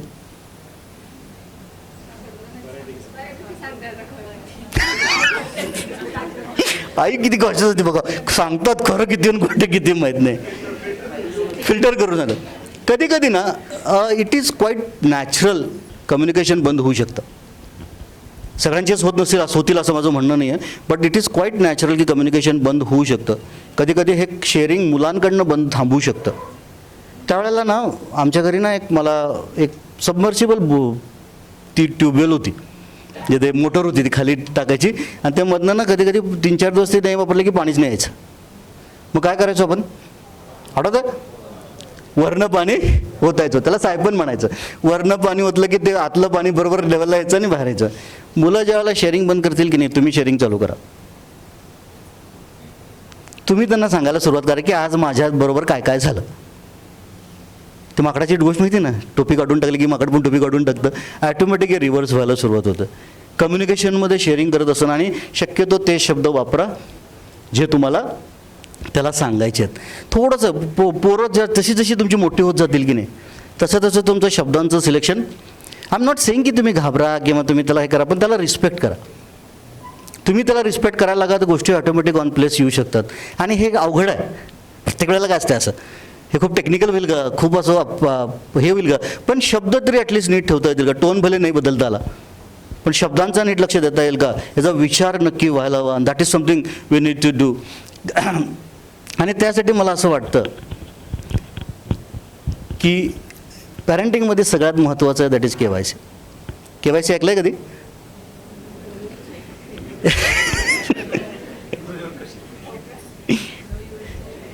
No your child. आणि त्यासाठी KYC करायचं असेल तर KYS खूप महत्त्वाचं. Know your self. तुम्ही स्वतःबद्दल, मला माझ्याबद्दल काय माहिती आहे, मला माझ्याबद्दल किती माहिती आहे, हे माहिती असणं खूप गरजेचं आहे.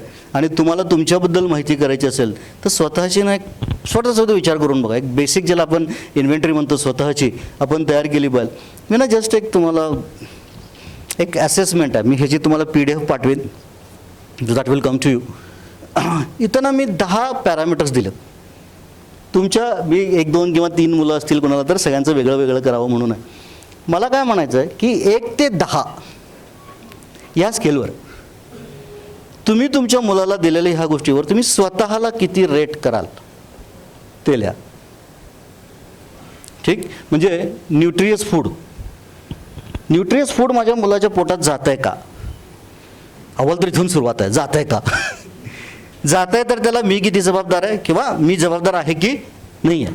तर त्याच्या बेसिस मला वाटतं की नाही यार perfect I am taking all care of it, 10 out of 10. नाही यार 8, 9, 7 काही पण असेल. त्याची हेल्थ केअर, त्याची जी आज हेल्थ आहे त्या हेल्थबद्दल मी ॲज अन आई म्हणून पण आणि वडील म्हणून पण, त्याचं क्लोथिंग आणि बेसिक नीड्स, त्याचे कम्फर्टेबल होम त्याला मी देतो आहे, त्याच्याबद्दल स्वतःला रेटिंग करायचं आहे. एज्युकेशन आणि स्कूल स्वतःला रेटिंग करायचं आहे. त्याचं ट्युशन आणि कोचिंग मी त्याला देतो आहे ॲज अन पॅरेंट, किती देतो ते. त्याचं गॅजेट्स अँड टेक्नॉलॉजीज त्याला ज्या मिळाल्यात त्या त्याला व्यवस्थित मिळाल्यात का, त्यावर मी स्वतःला किती रेट करतो आहे. त्याचे टॉयज आणि एंटरटेनमेंट, त्या मी नाटकाला पिक्चरला घेऊन जातो आहे का, त्याला वेगळी दुनिया मी दाखवतो आहे का, त्याला पुस्तकं अवेलेबल करतो आहे का, त्याला खेळणी आणून देतो आहे का, हवं ते देतो आहे का मी, ह्याच्यावर तुम्ही स्वतःला रेट करणार आहात 1 to 10वर. आणि त्यानंतर तुम्ही त्याच्या स्पोर्ट्स फॅसिलिटीज, त्याला काय लागतं ते, उद्या त्यांनी मागितलं स्पाइक्स पाहिजेत तर आणून दिलेत का, स्केटिंग्स पाहिजेत, अलाइन स्केटिंग्स पाहिजेत, वॉडवर ही दुनिया त्याला एक्सप्लोर करून दिली आहे का मी. आणि त्याला मी फायनान्शियल सपोर्ट केला आहे का, financial support not for his future, for his today's need करतात हे मी करतो आहे का. ह्याच्यावर मला स्वतःला 1 to 10मध्ये रेट करायचं. एक 2 मिनटं घ्या, लिहू नका सगळं, एक आकड्याच्या पुढे फक्त तुमचं रेटिंग लिहा त्या कागदावर. मी तुम्हाला वर्कबुक पाठवतो, त्याच्यावर डिटेलमध्ये करा. तुम्हाला काय वाटतं स्वतःला किती मार्क द्याल, तेवढ्या 10ला 1 ते 10मध्ये मार्क द्या फक्त. सगळ्याला 10 ग्रेट असू शकतं. आय एम नॉट, आम्ही कुठेही त्याच्यावर माझं हे नाही आहे. आणि ह्याचे पॅरामीटर्स नाहीत ना, हे शेजारच्याला 4 खेळणे मिळतात मी 2च दिल्यात मग मी स्वतःला 10 देऊ का 9 देऊ, नाही. तुम्ही तुमच्यासाठी रेटिंग करतात, शेजारच्याचं बघून नाही करतात.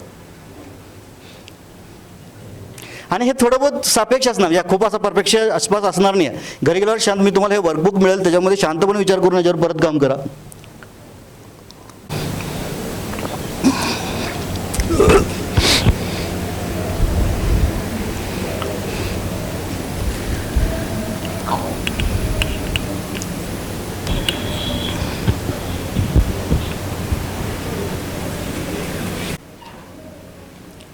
आणखीन एक असेसमेंट करायचं आपल्याला.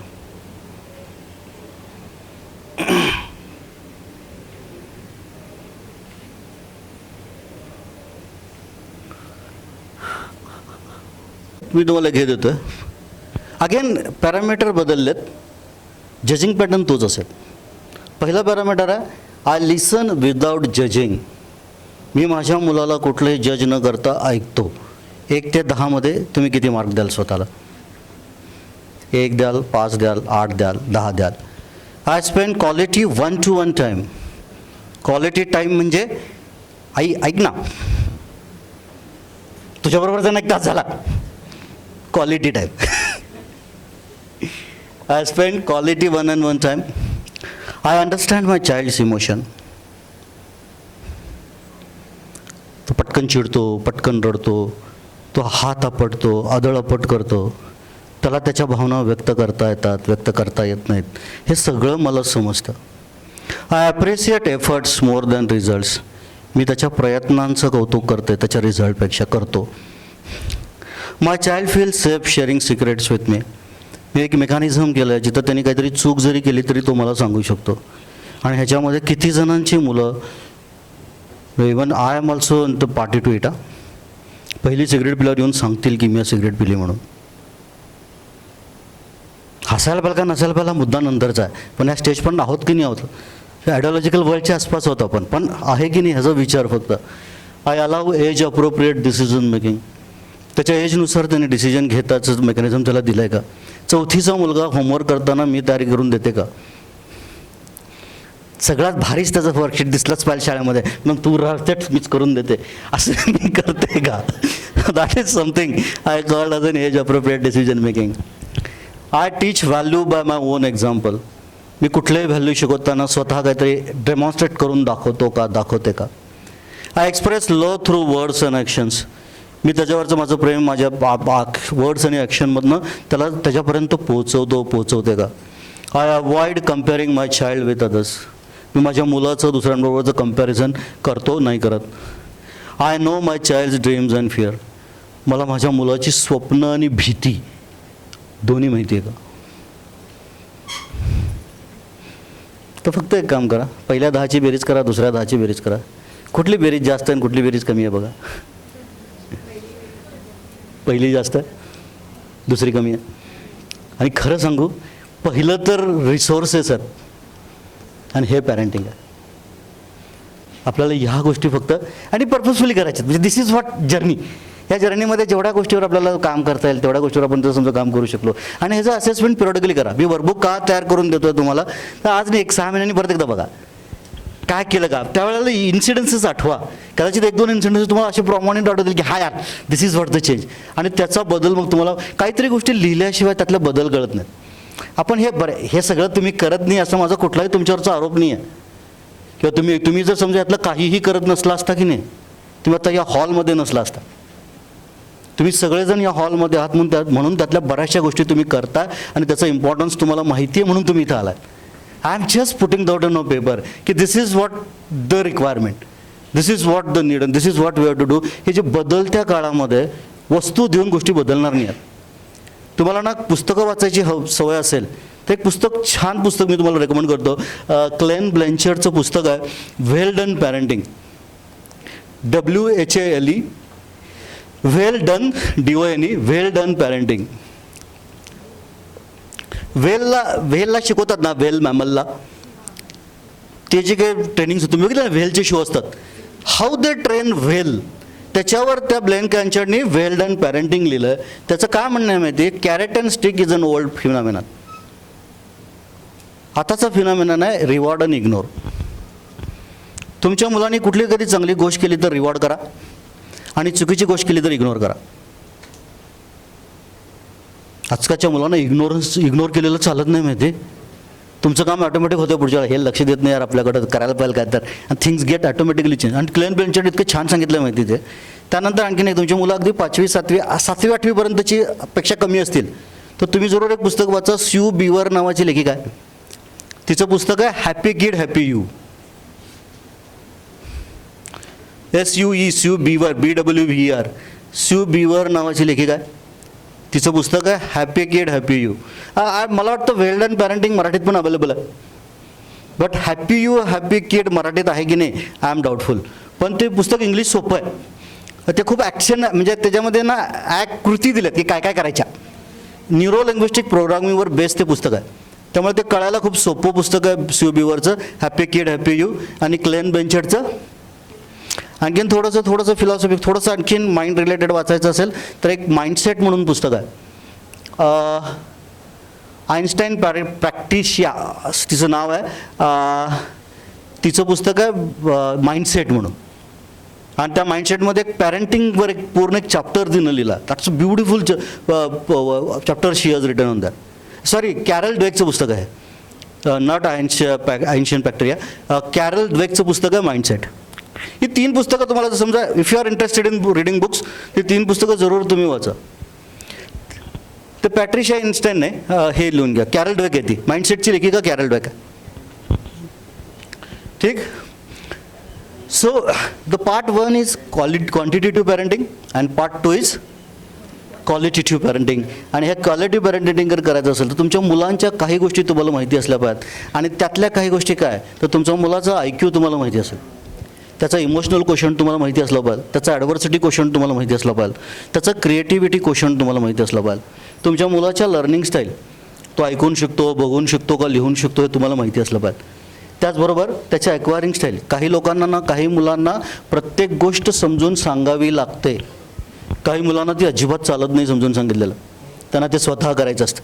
माझं मूल कशात आहे ते समजून घ्या, मल्टिपल इंटेलिजन्सेस त्याचे कसे आहेत, त्याचे कम्युनिकेशन स्टाईल कशी आहे ते समजून घ्या. आणि त्याचबरोबर ना एक जस्ट 2 शेवटच्या स्लाईड्स मग आपण आजच्यासाठी थांबूयात. मला असं नेहमी वाटतं की तुमच्या मुलांमधली ग्रोथ 2 प्रकारे होती. एक ग्रोथ आहे फिजिकल आणि दुसरी ग्रोथ आहे मेंटल. फिजिकल ग्रोथ जर समजा तुम्ही बघाल तर सगळ्यात पहिलं गोष्ट येते ते चाइल्डहूड. हे कितीपर्यंत आहे, वयवर्ष 12पर्यंत. ठीक, 0 ते 12 हे चाइल्डहूड आहे. 12 ते म्हणजे 13 साधारण 13 ते 19 हे पकडा टीन एज आहे, ज्याला आपण टीन का म्हणतो तर 13, 14 सगळे टीननी एंड होतात म्हणून ते टीन एज आहे. टिल टीन ते टीन एज आहे. आणि त्यानंतर येतं ॲडोलसन्स, दॅट इज स्टेज 25. आपल्याकडे चाइल्डहूडला पॅरेंटिंग सुरू होतं. आपल्या भारतामध्ये पॅरेंटिंग सुरू कधी होतं, जन्मल्यापासून. आजकाल तर त्याच्या आधी पण ते गर्भसंस्कार पण दुनिया चालू झाली आहे. आतच तयार करून बाहेर काढायचं आहे त्याला. बाहेर आलं टाईमच नाही आमच्याकडं. हे त्यांनी आतच सगळं शिकूनच घ्या, बाहेरच जे तयार होऊनच बाहेर आहे. दॅट सॉर्ट ऑफ दुनिया चालली आता. आणि हे पॅरेंटिंग संपतं कधी, संपतच नाही. लग्न झाल्यावर सुद्धा ती नवीन बायको आलेली असती ना, आजी मागणं म्हणजे आमच्या गाण्याला चहात साखर कमी लागते. ते पण अजून गाण्याला सांगता येत नाही. So parenthood never ends. Parenting संपायला पाहिजे का नाही संपायला पाहिजे. 1 पॉईंट ऑफ टाईम तुम्ही त्यांचे पार्टनर व्हायला हवेत किंवा त्यांचे तुम्ही फिलॉसॉफर व्हायला हवेत, ॲसोसिएट्स व्हायला हवेत. पॅरेंटिंग म्हणून रिझग्नेशन देता आलं, अगेन युअर चॉईस, पण ते असायला पाहिजे. आणि मुलांची मेंटल डेव्हलपमेंट कधी होते माहिती, त्यांच्या मेंटल डेव्हलपमेंटच्या पण 3 स्टेज आहेत. पहिली स्टेज आहे 1 ते 7. 1 to 7 ही मुलं ऐकतात. मॅडम तुमचा प्रश्न, 1 ते 7 ही मुलं ऐकतात म्हणजे ऐकलेलं करतात, ऐकतात. त्यांचे कान इतके तयार की तुमच्या कानात तुम्ही त्यांना काहीही घाला ते त्या कानात चाललेत. 1 ते 7. 7 ते 14 त्यांचं वय आहे, त्यांनी जे ऐकलंय त्याला ते एक्सप्रेस करायला लागले. आणि 14 ते 21 हे त्यांचं वय असं आहे, त्यांनी जे एक्सप्रेस करतात त्याच्यावर ते बिलीव्ह करायला लागले. अगदी क्लासिकल एक्झाम्पल घ्यायचं झालं तर 1 ते 7 जिजाऊ माताने शिवाजी महाराजांना फक्त त्याच राजाच्या गोष्टी सांगितल्या ज्या राजांनी प्रजेचं संरक्षण केलं. फेरीटेल नव्हत्याच, परीकथा नव्हत्याच आमच्या. प्रत्येक वेळेला राजा तोच होता ज्यांनी प्रजेचं संरक्षण केलं. 1 ते 7 फक्त ते ऐकवलं की प्रजेचं संरक्षण करणाराच राजा आहे. 7 ते 14 मध्ये काय झालं, त्यांनी रोहिडेश्वराची शपथ घेतली. आणि 14 ते 21 मध्ये काय झालं तर तोरणा किल्ला बांधला गेला. That is how manifestation happens. तुमच्या मुलाला जर समजा 1 ते 7 मध्ये कुणी असाल, कुणी प्लॅनिंगमध्ये असाल दुसऱ्या, तर 1 ते 7 मध्ये ना ते ऐकवा मुलाला सगळं. तुम्हाला काही धार्मिक ऐकवायचं आहे ते ऐकवा, जे जे तुम्हाला वाटतं की नाही ते ते त्यांच्या कानावर पडू द्या, फक्त कंपल्शन करू नका ऐक म्हणून. सहज म्हणजे मी तुम्हाला एक्झाम्पल सांगतो. मी ना आमच्या सांगलीमध्ये गणपतीचं मंदिर माहिती सांगलीतलं, एनीबडी व्हिजिटेड? तिथं ना मी आलो त्यावेळेला त्या सुंदर हत्तीची तिथं त्या पलीकडच्या साईड रिकामी होती, म्हणजे ती कॅंगनेश्वर मातीचं मंदिर आहे की नाही, त्या शेजारी काय नव्हतं, तबेला टाईप होतं तिथं. मग त्यानंतर तिथं ना नवग्रहाचं एक मंदिर बांधलं गेलं. सगळे नवग्रह आणून बसवले आणि तिथे एक नवग्रहाचं स्तोत्र लिहिलं होतं. माझा मुलगा त्यावेळेला 4थी-5वीत असेल. आम्ही तिथं गेलो आणि मग ते मी नॉर्मली देवाचं फार काही घरात करत नाही, म्हणजे रोज करतो वगैरे असं नाही, मी कुठले श्लोक म्हणत नाही काय नाही, पण तिथं लिहिलं होतं संस्कृतमध्ये ते नवग्रह स्तोत्र. मी वाचायला सुरुवात केली, मला मी सगळं वाचलं. तो पण आता 4थी-5वीतला मुलगा, तसा तो हुशार आहे, लहानपणापासून त्याला त्या गोष्टी वाचायचं वगैरे, त्याचं ओरिएंटेशन खूप छान आहे. त्याला वाच म्हटलं, 2-3 लाईनच्या पुढं त्याला जाताच येईना, शब्द अडकायला लागला, ते डबल शब्द त्याला म्हणता येणार. मी एकदम आलो, म्हटलं काय यार तुमची जनरेशन, म्हटलं तुम्हाला ना हिंदी नीट येतं ना मराठी नीट येतं, कुठल्याच भाषा तुमच्या नीट नाहीत, आणि वी जस्ट मुव्हिंग. मी 2 मिनटं विचार हा करत होतो की मला कसं आलं. मी तर कधी म्हटलं नाही हे, आयुष्यात पहिल्यांदा म्हटलं असेल मी कदाचित, पण मला का आलं. आणि माझ्या लक्षात आलं की आमचे बाबा कोर्टातनं जेव्हा घरी यायचे की नाही, ते कोर्टात सर्व्हिसला होते, संध्याकाळी 6ला घरी यायचे, 6 ते रात्री 8 त्यांना पाठ असलेली सगळी स्तोत्र ते म्हणायची. आणि त्यांनी आम्हाला कधी कंपल्शन केलं नाही की येऊन बस, पण ते मोठ्याने म्हणायचे आणि ते आमच्या कानावर पडत होते. मला आलं कारण ते म्हणत होते, त्याला नाही आलं कारण थिंग्स गोज लाईक दिस. त्यामुळे हे जे वय या वयात जेवढं त्यांना ऐकवता येईल तेवढं ऐकवा. आणि ह्या वयामध्ये ज्यावेळेला ते ह्या वयात तुमची मुलं असतील तर त्यांच्या आयडियाज एक्सप्रेस करत असताना ना एक्सप्रेशन होईपर्यंत थांबू नका, त्याला अडवू नका. नंतर लिटिल बिट करेक्शन करायचं असेल तर करा, मध्येच करेक्शन करायला जाऊ नका. आणि इथं ज्यावेळेला ती ही गोष्ट करायला लागतील की नाही त्यावेळेला त्यांना फक्त सपोर्ट करा की चालेल हे असं नाही, आपण असं करून बघू, सजेशन्स द्या. आणि तुमचा फीडबॅक हा वडापावसारखा असला पाहिजे. मुलांची फीडबॅक देताना वडापावसारखा द्या. कधी कधी पहिल्यांदा त्यांनी काय चांगलं केलं ते सांगा, मग त्याचं काय चुकलं ते सांगा, आणि एंड करताना परत काय चांगलं होतं ते सांगा. गुड, इम्प्रूव्ह, गुड, गिग ज्याला आपण म्हणतो, दॅट सॉर्ट ऑफ फीडबॅक मुलांना द्याल तर ते मुलं फीडबॅक रिसिव्ह पण करतात. सगळ्यात पहिल्यांदा परीक्षेमध्ये 10 मार्क पडलेत, गुड, परीक्षा तर दिलीस यार तू.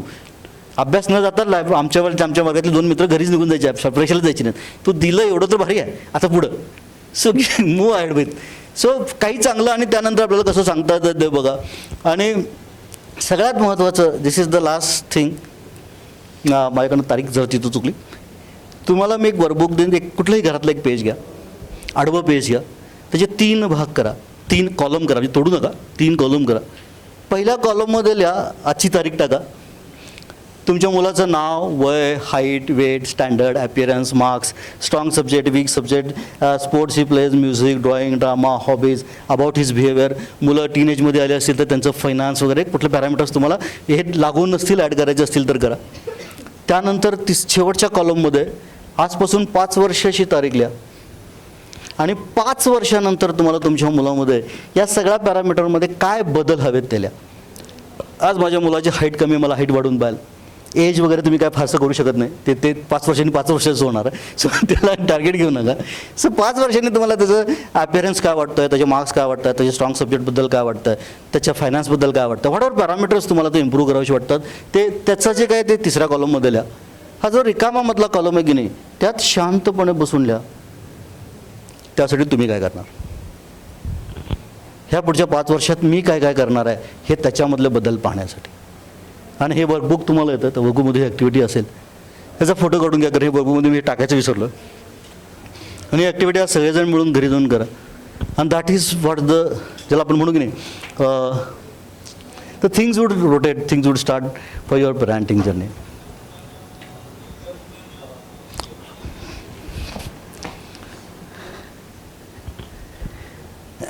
फक्त ती तारीख जरा आजची टाकायची होती, ते मागच्या महिन्यात एक सेशन झालं होती तशीच राहिली.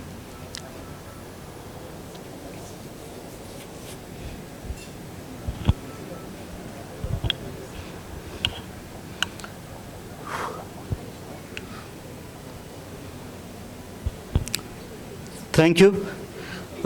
छान डिस्कशन झालं. कदाचित टू मॅड ऑल्सो लाईक, काही गोष्टी माहिती असतात, काही गोष्टी आपण परत एकदा ऐकतो. आणि माझं असं नेहमी म्हणणं असतं की कोंबडीचं अंडं आतून फुटलं तर काय होतं,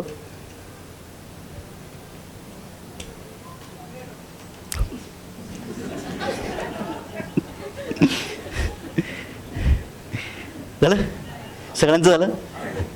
कोंबडीचं अंड आतून फुटलं तर काय होतं, पिल्लं होतील. Absolutely right. आणि वरून फोडलं तर आमलेट. मुर्गी जाने अंडे का क्या होगा, लाईफ मिलेगी या तवे पे फ्राय होगा. ठीक आहे ना. मला असं नेहमी वाटतं की कुठलीही गोष्ट ज्या वेळेला आतून फुटते की नाही तेव्हा ती साकार होते, आणि तिला ज्या वेळेला आपण वरून फोडतो की नाही तेव्हा ती मरून जाते. हे असे बरेच सेशन्स तुम्ही अटेंड केले असतील, बऱ्याच ठिकाणी तुम्ही गेला असाल, बऱ्याच गोष्टी तुम्ही ऐकल्या असतील.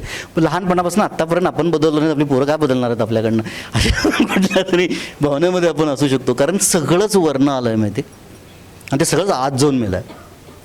पण साकार तेच होणार आहे जे तुम्हाला खरंच मनापासून पटलं आहे, जे आतून पटलं आहे. आणि ज्या गोष्टी आतून पटल्या आहेत त्याच्यावर कामाला सुरुवात करा.